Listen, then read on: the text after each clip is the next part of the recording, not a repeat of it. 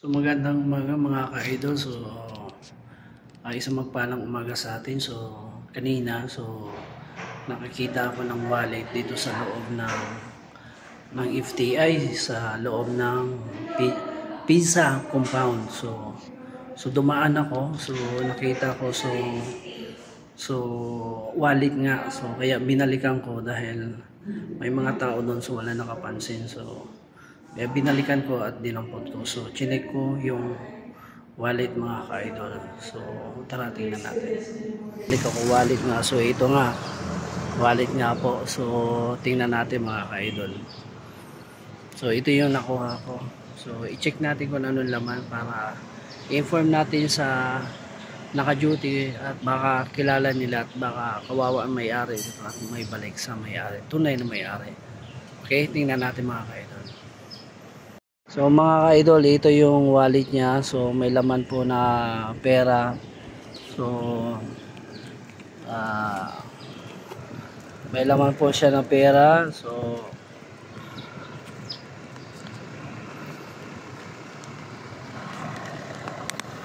saka mga ATM. Ayan.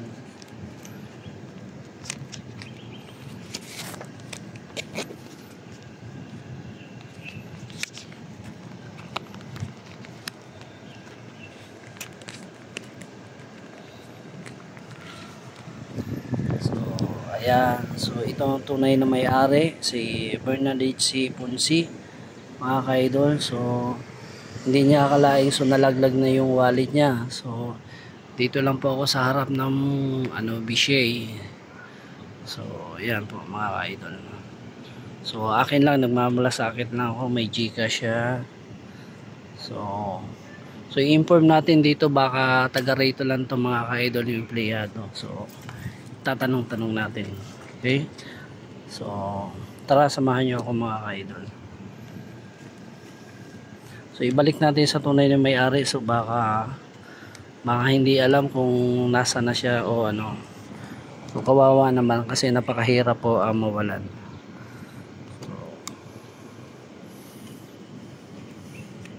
Taga Bishay nga pa siya mga ka-idol. So okay, so ibigay natin sa tunay may-ari mga ka-idol. Yeah, may mga isim pa siya.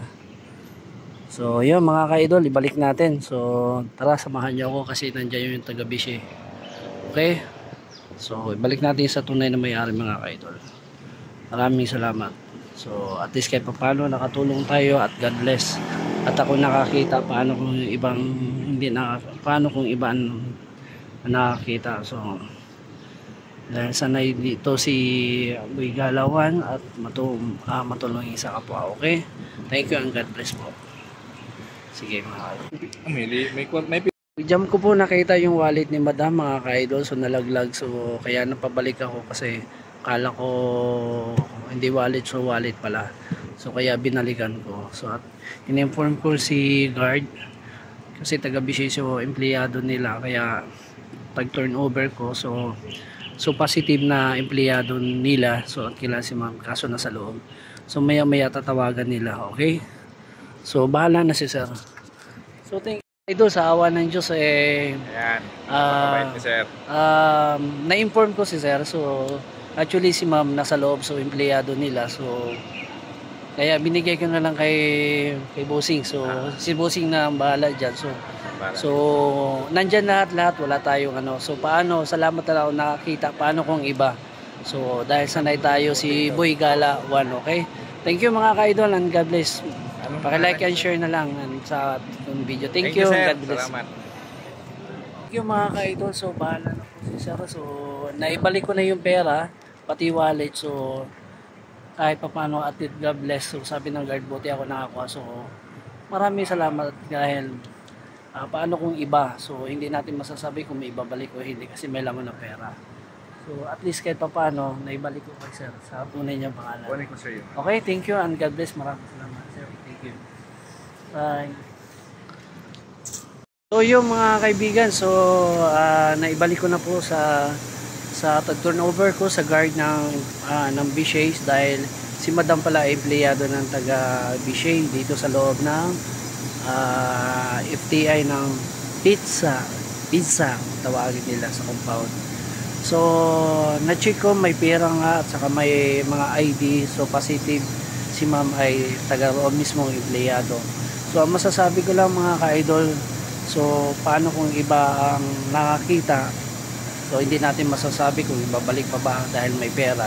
So dahil sanay po ako si Buhay Galawan sa mga ganung bagay at likas na matulungin, so o kahit sino pa man, masasabi ko sana wag tayong masisilaw dahil pera lang yan. So mga ka-idol, so kahit tayo ano pa man yan, basta na importante bukod sa kalooban natin na maibalik, dahil napakasakit po na mawalan at napakasarap din na maibalik yung gamit sa tunay na may-ari. Okay, dahil si Lord bahala na magbalik sa atin at more blessing sa atin. So napakasaya dahil natuwa ako dahil naibalik sa tunay na may-ari. So yun lang mga ka-idol, so masishare ko lang. So yun lang masishare ko mga ka-idol. So God bless at maraming salamat sa atin. So more blessing sa araw na ito. Thank you at maraming salamat. Like and share na lang sa bagong video. Okay, thank you. Bye.